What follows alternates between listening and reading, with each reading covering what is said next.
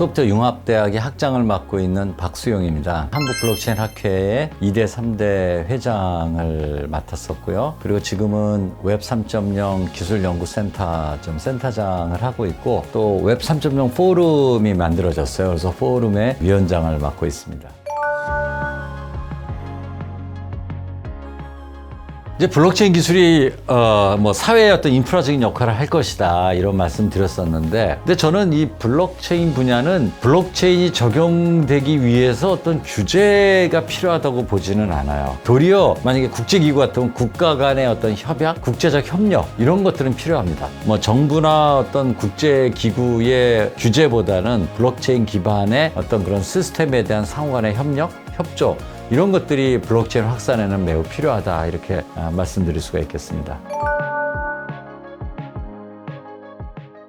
이제 에너지 분야에서의 블록체인 활용은 이미 선진국에서는 이미 시작된 그런 분야 중에 하나입니다. 특히나 우리가 이제 에너지는 최근에는 신재생 에너지를 많이 이야기하잖아요. 기존의 어떤 석탄이나 휘발유를 태워서 이제 에너지를 만드는 발전소는 바로 이제 중앙화된 에너지 공급 기관인 거예요. 이거는 약간 이제 중앙성이죠. 근데 이제 블록체인은 탈중앙화라고 그랬잖아요. 지금 이 태양광이라든지 풍력이나 이런 것을 어떤 한 군데서 뭐 어마어마하게 에너지를 만들어낼 수는 없어요. 다 분산해서, 어떤 데는 뭐 가정에서 뭐 태양광을 이용해서, 또 어느 농장에서 뭐 어떤 풍력을 이용해서 에너지를 만들어낸다라든지, 어떤 작은 어떤 이 신재생 에너지를 발생할 수 있는 다수의 어떤 작은 발전소들이 굉장히 많아지는 거예요. 그래서 그러면 그 에너지들이 어디서 만들어져 있고 어떻게 이제 모아지고 어떻게 소비되느냐 하는 어떤 그런 기록들, 또 그런 것에 대한 거래는 블록체인 기반으로 이제 가능한 것이죠. 그래서 미래에도 굉장히 앞으로 그런 신재생 에너지의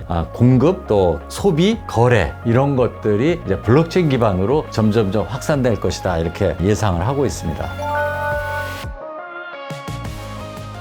블록체인 기술을 사용함으로써 기업이 어떤 기업의 투명성, 기업의 신뢰성, 이런 것들을 높일 수가 있고, 블록체인 기술을 기반으로 해서 새로운 상품을 만들어내거나 뭐 이런 기업들이 있죠.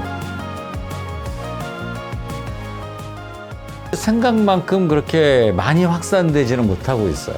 그런 이유가 몇 가지 있는데, 첫 번째는 이제 기업이 뭔가 또 새로운 걸 하려면 이제 초기에 투자가 들어가야 되니까 뭐 이런 이슈도 있을 수가 있고, 또 하나는 블록체인이 도입됨으로써 중개인, 제3자의 개입, 이런 것들이 이제 필요 없게 되다 보니까 그런 역할을 하고 있었던 부서라든지 그런 어떤 조직들의 어떤 저항감, 뭐 이런 것들이 있을 수 있죠. 이더리움 같은 블록체인, 이런 퍼블릭 체인이 안고 있는 이슈 중에 하나는 이제 그 성능이에요. 퍼포먼스. 수많은 그 사용자가 동시에 뭔가 사용하려거나 하면은 속도가 느려진다라든지 메모리 용량이 부족해진다라든지 뭐 이런 문제들이 생겨요. 그래서 이제 그것을 해결하기 위해서 하나의 블록체인만 사용하는 것이 아니라 또 여러 개의 블록체인을 서포트하는 블록체인으로 만들어서 일을 하중을 좀 이렇게 분산시켜서 일을 처리한다라든지, 이제 그런 기술들이, 고도화된 기술들이 많이 연구는 되었습니다. 그러나 그것을 필요로 하는 그런 애플리케이션들은 그리 많지는 않은 거죠. 지금의 기술로서도 현재의 수요는 충분히 커버할 수 있다. 또 하나는 블록체인과 블록체인 사이에 상호 호환성, 이런 것들이 아직 굉장히 부족한 상황입니다.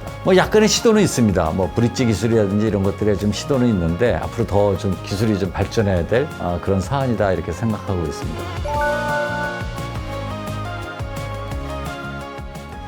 예, 사실은 블록체인이 활용되는 굉장히 큰 분야가 이제 디지털 자산 분야잖아요. 이 자산의 문제는 우리 모든 사람들의 관심거리잖아요. 그러니까 이 자산을 어떻게 보호하고 투명하게 거래가 되느냐는 굉장히 중요한 이슈인데, 기술 자체로서는 블록체인 기술로 그런 것들이 가능하다, 이렇게 말씀드릴 수 있겠고, 그것 때문에 사실 그런 NFT도 나오고 뭐 이제 거래소도 나오고 이제 이런 것이죠. 실물 세계를 이제 디지털 세상에 거래하는, 이것을 갖다 이제 STO다, 이렇게도 시크릿 토큰 오퍼링, 혹은 뭐 RWA다, 뭐 그 리얼 월드 어셋이다, 뭐 이렇게 이제 얘기하는데, 지금 금융 분야에서는 굉장히 큰 화두입니다. 그리고 이제 많은 그 증권사들이 증권 거래 시장뿐만 아니라 이런 그 실물 세계 자산을 이 코인화 시켜서 거래하는 그 시장을 앞으로 미래에 증권사들의 굉장히 큰 또 시장으로 보고 있어요. 그래서 그런 것들이 계속 확장되기 위해서는 우리나라의 어떤 법 체계라든지 이런 것들이 이제 지금 벌어지는 현상들에 맞게끔 다시 한번 잘 이제 갖춰져야 된다 이런 생각을 합니다. 만약에 그 기업이 뭐 IT에 아주 특화된 기업이 아니라 그러면 당연히 이제 어떤 블록체인 기술 자체에 대한 검증 뭐 이런 것들이 이제 필요하겠죠. 그것보다는 지금 어떤 법적인 이슈들, 법률적인 어떤 제약 이런 것들을 잘 좀 체크를 하셔야 될 것 같아요. 그런 것들을 잘 체크해서 그런 것들을 만족하는지 이런 것들이 고려돼서 이런 문제가 없다 그러면 이제 블록체인을 도입하고 블록체인을 갖다가 본인의 어떤 비즈니스에 활용을 해야 되지 않나 이런 생각을 합니다.